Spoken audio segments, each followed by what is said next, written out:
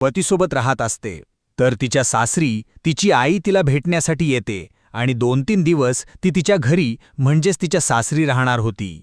तर रात्रीची गोष्ट असते. तिची आई तिच्याच बेडरूममध्ये पडते आणि तेथे तिला झोप लागून जाते. त्यानंतर मुलगी विचार करते की आईच आहे येथे झोपलेली, तर तिला उगीच उठवायचं कशाला, म्हणून ती स्वतःच त्या ठिकाणाहून दुसऱ्या रूममध्ये जाऊन झोपते. ती मुलगी दुसऱ्या रूममध्ये जाते, मात्र जशी अर्धी रात्र होते तसा त्या मुलीचा पती येतो आणि आपल्या बेडरूममध्ये जातो. आता बेडरूममध्ये त्याची पत्नी झोपलेली नसते, तर त्याची सासू झोपलेली असते. काहीतरी घडतं जे खूप अनपेक्षित असतं. काही वेळानं त्या मुलीला विचित्र आवाज येऊ लागतो. ही मुलगी खिडकीमधून डोकावून बघते. समोरचं दृश्य बघून ती त्या ठिकाणी हैराण होते.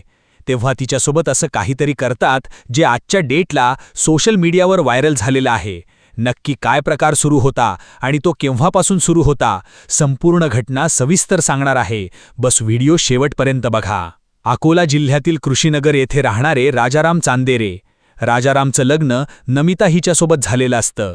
राजाराम आणि नमिता अगदी प्रेमानं आणि आनंदानं पतीपत्नी म्हणून राहू लागतात. पुढे काही वर्षांनी त्यांना एक मुलगी देखील होते. मुलीचं नाव शीतल ठेवण्यात येतं. राजाराम होता तो छोटे मोठे कामं करण्यासाठी बाहेर जात असायचा. स्वतःची जमीन देखील होती. सर्व काही ठीकठाक होतं. 2018 मध्ये या राजारामच्या डोक्यात विचार येऊ लागला की मुलीचं वय आता लग्नाचं होत चाललं आहे. पुढे चालून तिचं लग्न देखील करावं लागेल आणि लग्नासाठी भरपूर खर्च येत असतो. तर या ठिकाणी राहून शेतीमधून तितकंसं उत्पन्न मिळत नव्हतं आणि येथे दुसरं काही काम देखील मिळत नव्हतं. त्यामुळे हा राजाराम बाहेर कमावण्यासाठी निघून जातो आणि घरी त्याची पत्नी नमिता आणि त्याची मुलगी राहतात. आता पती बाहेर गेल्यानंतर जी नमिता असते ती आपल्या मुलीचा चांगहार कदर करत होती, घर बघत होती आणि जी काही शेती होती ती शेती देखील बघत होती. सर्व काही ठीकठाक होतं.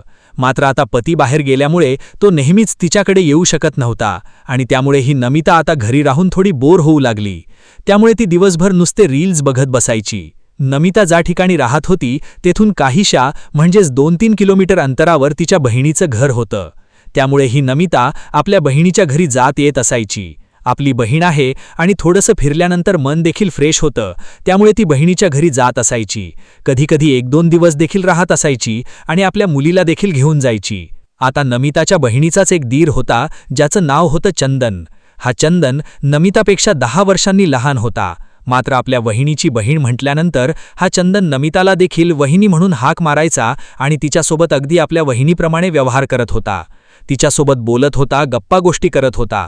नमिताला देखील हा चंदन एक दीर म्हणून आवडायचा, त्यामुळे नमिता देखील त्याच्यासोबत गप्पा करत असायची. आता हे प्रकरण असंच सुरू राहिलं. नमिता काही दिवस बहिणीकडे राहायची आणि पुन्हा आपल्या घरी यायची. तर या नमिताने फेसबुक अकाउंट देखील बनवलेलं होतं. एक दिवस चंदन फेसबुक स्क्रोल करत असताना त्याला नमिताचं प्रोफाईल फोटो दिसतो. चंदन ओळखतो की ही तर माझ्या वहिनीची बहीण आहे नमिता. आता हा चंदन या नमिताला फ्रेंड रिक्वेस्ट सेंड करतो. नमिता चांगल्या प्रकारे चंदनला ओळखत होती, त्यामुळे नमिता देखील फ्रेंड रिक्वेस्ट ॲक्सेप्ट करते. दोघांमध्ये आता चॅटिंगवर बोलणं चालणं सुरू होऊ लागतं. दोघांनाही दिवसभर काही खास कामं नसायची, त्यामुळे याची चॅटिंग अजूनच वाढू लागली आणि इकडचं तिकडचं बोलता बोलता चंदन तिच्याशी हळूहळू डबल मिनिंग बोलू लागतो. नमिताही त्याला सपोर्ट करते. पुढे चालून चंदन आणखी एक पाऊल पुढे टाकतो. तो तिला बोलतो, आता तुझा मोबाईल नंबर दे, आपण कॉलवर देखील बोलत जाऊ. नमिता लगेच त्याला तिचा मोबाईल नंबर देते आणि तेथून पुढे हा चंदन नमिताला कॉन्टॅक्ट करू लागतो. दोघांमध्ये बोलणं चालणं होऊ लागतं. या दोघांना पण विसर पडलेला की आपण कोण आहे आणि आपलं नातं काय आहे, त्यामुळे ते एकमेकांना गरम करायला सुरुवात करतात. नंतर तर ह्या चंदनने तिला आज कोणती कलरची घातली आहे अशा प्रकारे प्रश्न विचारायला पण सुरुवात केली. नंतर व्हिडिओ कॉलिंग देखील होऊ लागते. आता एवढं सर्व सुरू असताना 2020 सुरू झालेलं असतं. जेव्हा कधीही नमिता आपल्या बहिणीकडे जात असायची तेव्हा चंदनच नमिताला पुन्हा तिच्या घरी बाईकवर नेऊन सोडत असायचा. म्हणजे एक प्रकारे हा चंदन नमिताची चांगली मदत करत होता.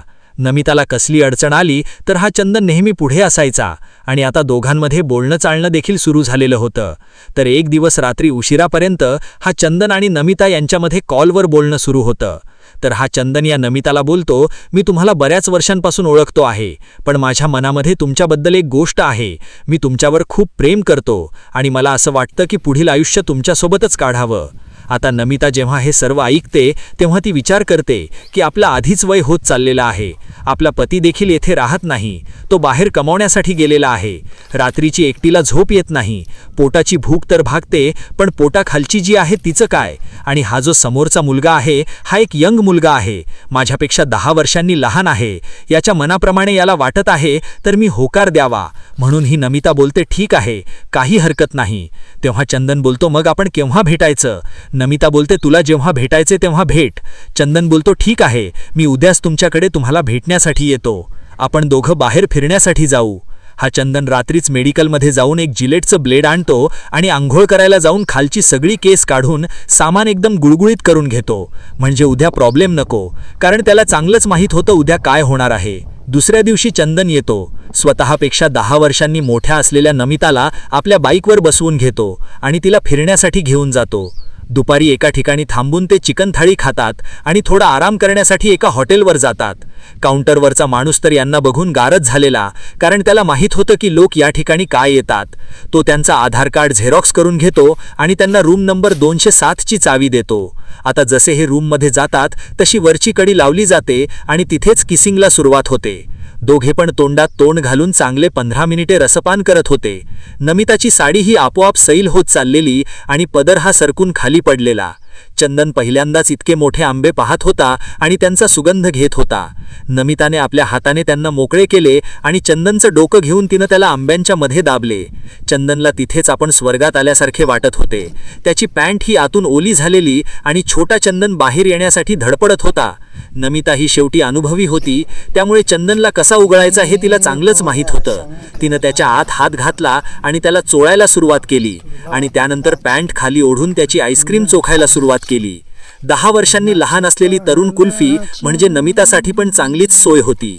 त्यानंतर चंदन नमिताला बेडवर वाकून रन काढायला सुरुवात करतो. हा T20चा नवीन प्लेयर तिचा चांगलाच घाम काढतो आणि 150 रन करून आऊट होतो. दोघे पण एकमेकांच्या कुशीत झोपतात आणि मग नंतर एकत्र अंघोळ करून बाहेर पडतात आणि जाताना काउंटरवर असलेल्या माणसाची नजर चुकवत चावी देऊन बाहेर पडतात. या कानाची त्या कानाला कोणालाच कसली माहिती नव्हती. नमिताचा पती बाहेर कमवत होता आणि घरी नमिता आपली एवढी मोठी मुलगी असताना स्वतःपेक्षा 10 वर्षांनी लहान मुलाच्या प्रेमामध्ये, म्हणण्यापेक्षा अनैतिक संबंधामध्ये पूर्णपणे वेडी झाली होती. आता नमिता जेव्हा जेव्हा आपल्या बहिणीच्या घरी जात असायची तेव्हा हा चंदन तिला मार्केटमध्ये किंवा इतर ठिकाणी तुझी मदत करतो या बहाण्याने घेऊन जात असायचा आणि तिचा घाम काढायचा. कोणालाच या गोष्टीची खबर नव्हती. ना नमिताच्या बहिणीला काही शंका येत होती, ना तिकडे नमिताच्या पतीला याबद्दल काही माहिती होती. 2020 पासून सुरू झालेले हे संबंध 2026 सुरू झाले तरी देखील कोणालाच माहीत नव्हतं. आता विचार करा, इतक्या वर्षात या दोघांनी किती वेळा कार्यक्रम केला असेल. हा चंदन नमिताला नेहमी तिच्या घरी घेऊन जात येत असायचा. तर 2026 मध्ये याची नजर नमिताच्या मुलीवर पडते. ती दिसायला अतिशय सुंदर दिसत होती. या चंदनच्या मनामध्ये तिनं घर केलं होतं. चंदनला वाटत होतं की जर या मुलीसोबत लग्न केलं तर कायमस्वरूपी ही नमिता तर आता माझी आहेच, ती पुढे देखील माझीच राहील आणि ही मुलगी देखील माझीच राहील, असा विचार चंदन करत होता. मात्र त्याची हिंमत नमिताला हे बोलण्याची होत नव्हती. जर तो नमिताला बोलला की माझं तुझ्या मुलीसोबत लग्न करून दे तर नमिता नाराज होईल, दोघांमध्ये वाद होईल. म्हणून हा चंदन आपल्या घरी जातो आणि आपल्या आईला यामध्ये टाकतो. तो आपल्या आईला बोलतो, मी वहिनीच्या बहिणीची मुलगी पाहिली आहे, नमिताची मुलगी जी आता मोठी झाली आहे, मला ती खूप आवडते. तू नमितासोबत त्या मुलीच्या लग्नाबद्दल बोलून बघ. तर चंदनची आई ही नमिताच्या घरी जाते आणि नमिताला बोलते, तुझ्या मुलीचं लग्न माझ्या मुलासोबत करून टाक. आता हे ऐकल्यानंतर जी नमिता असते तिला प्रचंड राग येतो आणि नमिता बोलते, नाही, मी तुमच्या मुलासोबत माझ्या मुलीचं लग्न करून देऊ शकत नाही. आणि ती चंदनच्या आईला त्या ठिकाणाहून माघारी घरी पाठवून देते. याचं कारण असं देखील असेल की नमिताला वाटत असेल की हा माझा प्रेमी आहे, माझा प्रियकर आहे, याच्यावर फक्त माझाच अधिकार आहे आणि माझ्याच मुलीला मी माझ्या प्रियकराला पत्नी म्हणून कसं देऊ. जेव्हा चंदनची आई घरी येते आणि चंदनला सांगते की ती नमिता नाही म्हणत आहे, तेव्हा चंदन बोलतो, ठीक आहे, मीच तिला विचारून बघतो. चंदन नमिताकडे जातो, नमिताला प्रेमात घेतो, प्रेमानं तिच्यासोबत गप्पा करू लागतो आणि तो नमिताला बोलतो, जर तू तुझ्या मुलीचं लग्न माझ्यासोबत करून दिलंस तर आपण दोघं मात्र आयुष्यभर सोबत राहू शकतो. तुला वाटेल तेव्हा तू माझ्या घरी येऊन राहू शकतेस आणि मी देखील तुझा जावई होणार आहे. जावयाच्या निमित्तानं तुझ्या घरी येऊन काही दिवस राहू शकतो. आपले हे संबंध कायमस्वरूपी असेच टिकून राहतील. नमिता देखील थोडा विचार करते आणि तिला ती गोष्ट योग्य वाटते. मग नमिता बोलते, ठीक आहे चंदन, मी माझ्या मुलीचं शीतलचं लग्न तुझ्यासोबत करून देण्यासाठी तयार आहे. बस पण तू माझ्या मुलीच्या प्रेमात जास्त पडू नको, प्रेम माझ्यावरच जास्त कर. तेव्हा चंदन बोलतो, त्यासाठीच तर तुझ्या मुलीसोबत मी लग्न करत आहे. आता नमिताने चंदनसोबत आपल्या मुलीचं म्हणजे शीतलचं लग्न फिक्स करून गेलं होतं. ही गोष्ट जेव्हा शीतलला आणि तिच्या वडिलांना म्हणजे राजारामला समजते तेव्हा दोघंही नाराज होतात.